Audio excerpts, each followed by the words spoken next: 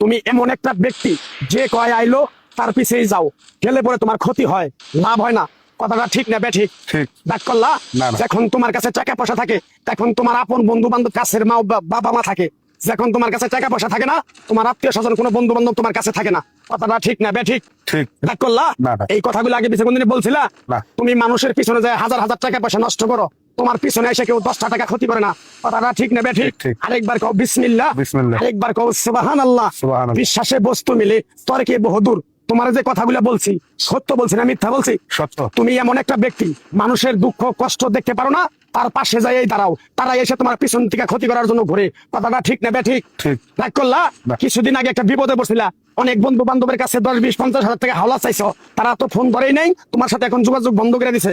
কথাটা ঠিক না বেঠিক? ঠিক, ঠিক। রাগ করলা? না, না। আরেকটা কথা বলে যাবো, সত্যটা সত্য বলবা, মিথ্যার কোনো আশ্রয় নিবে না। মিথ্যার আশ্রয় নিবা, আল্লাহর কাছে ঠেকে থাকবা। কথাটা কি বলছি বুঝতে পারছো? জি। রাগ করলা?